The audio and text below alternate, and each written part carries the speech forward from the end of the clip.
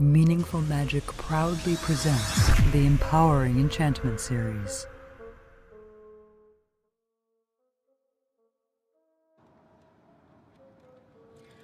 Hi, Rook here of the Rook Project. We're in a parking lot in Phoenix, Arizona on a scorching mid-July day. It's 106 degrees outside in the parking lot.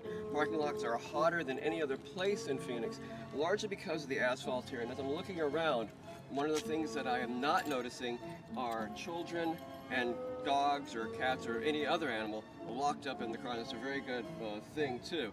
You might recognize John from some of the other videos. He'll be helping me out today. You know, a locked car in a Phoenix parking lot can get up to 140 degrees. That can be extraordinarily damaging. If the rain heats up to 107 degrees, it can cause permanent damage and even death in any of the dogs.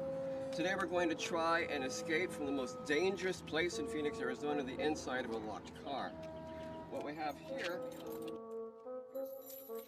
This handheld metal detector ensures that Rook is not concealing any keys or additional picks to aid his escape. Rook is even removing his ring. I wonder if Mrs. Rook would approve.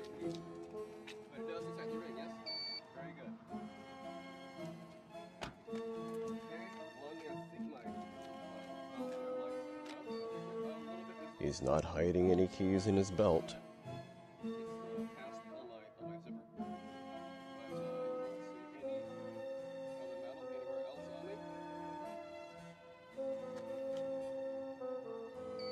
There is, however, metal somewhere in his hat and glasses. He'll have to do this hatless and blind. Finally clean, Rook is ready to be restrained. This is a specialized belt, once used like a straitjacket to keep the criminally insane from injuring themselves or others. It was later used to restrain inmates on death row. It uses 4 feet of chain, heavily riveted leather, and 2 padlocks to keep the prisoner from escaping. It has been less than 5 minutes in the sun, and the chains are already hot enough to burn skin. John is wearing gloves to protect his hands. Yes, please. You take the key and you keep the key.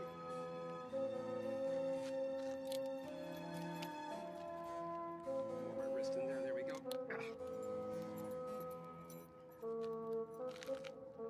John is remarkably strong and is bound Rook's arms tightly. There is an additional 9 feet of very thick chain and 4 padlocks waiting for Rook inside the car. This means that he will be restrained by 13 feet of chain, 6 padlocks, and a belt of leather in a car that has already reached 124.6 degrees Fahrenheit in less than 10 minutes with the door open. Imagine what it will be like with the doors closed. Rook hesitates to sit in this volcanic car, to be restrained by blazing hot chains that have been baking in the Phoenix sun. Can you blame him?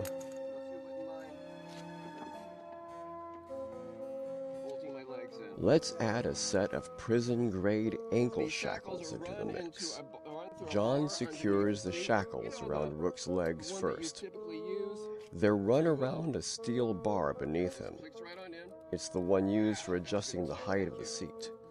That should keep him from escaping, unless he manages to get them off. The metal is so hot that it burns John's hands even through the gloves. He seems to be having some trouble getting them on. Don't worry about burning me. I'm in a 120-degree car. Okay.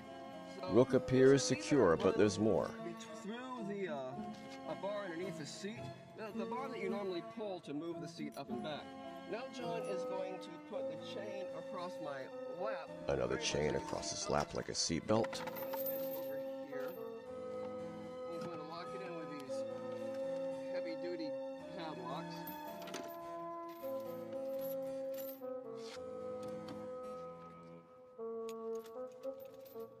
hot in here, John? Yes.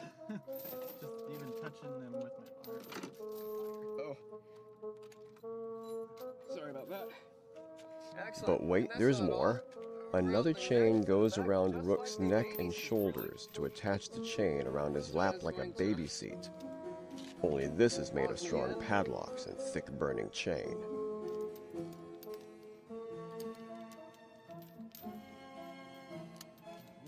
And that can go, connect up to the seat, the belt you just put across my lap.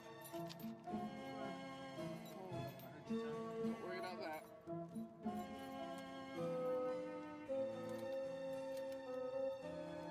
John has not only locked Rook to the seat, but also included additional padlocks directly to the chains of the leather belt. Rook is not going to get out of this easily. Belt here. This restraining muff. Oh goodness. Okay, you've got one more lock you can put on. One more lock won't hurt, will it? It is already 130 degrees in less than 10 minutes with the door open, and the sweat is already burning Rook's eyes, making it difficult to see. Yeah, it'll fit through that, yeah. Rook is stuck in this car the same way that children and pets are trapped each summer. One thing is missing, though. That door needs to be closed. You can see the temperature gauge on the roof of the car. The sensor is inside the car next to Rook. This will allow those on the outside to monitor the temperature inside. Afterward, however, it was learned that this thermometer only reads up to 140 degrees. That shouldn't be a problem, should it? John removes the keys, leaving Rook 3 paper clips with which to make his escape. Fair trade. Rook is sealed in the car.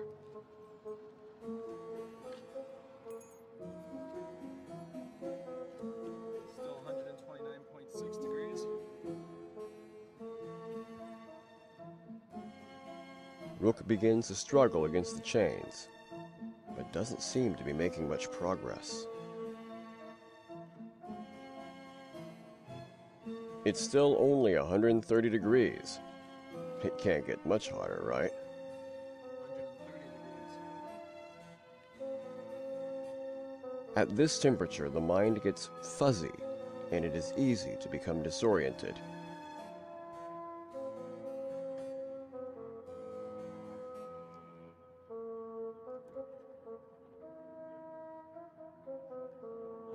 The temperature is rising quickly.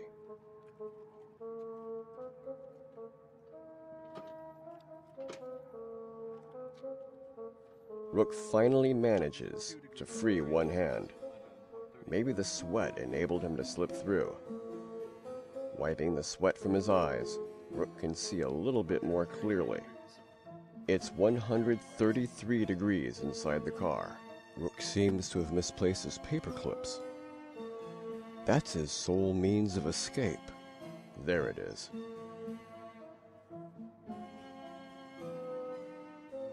With both hands freed, Rook fashions the paper clips into lockpicks. It's 134 degrees. 135 degrees. The paper clips are hot, and so are the locks, burning Rook's fingertips. Looks like he's burning his hand. Using one paperclip as a pick and the other as a tension bar, he tries to remove the first lock. It isn't working. The heat has softened the metal of the paperclip and has made it more difficult. 137. He'd better try for a more accessible lock first. It is over 137 degrees.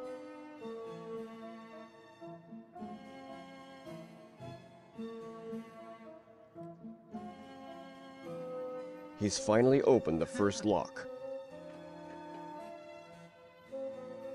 Trying for the next lock.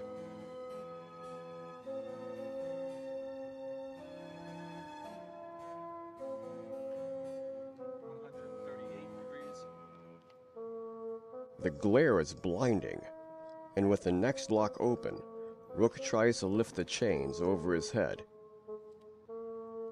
His head won't fit through and is burned by the chains, so he'll have to pick at least one more lock to escape.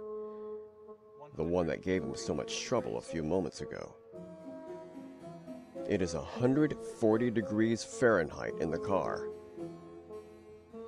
In 2013 alone, 44 children have died from being left in a hot car.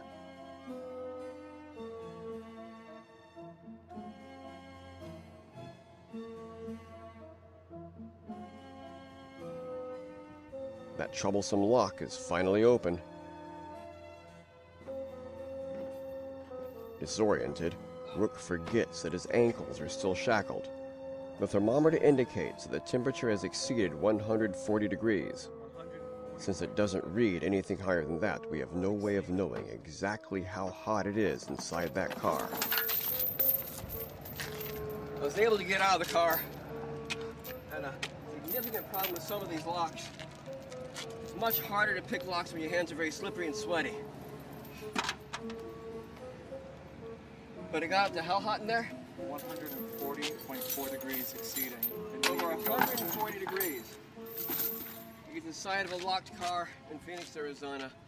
This is not a place for children or pets.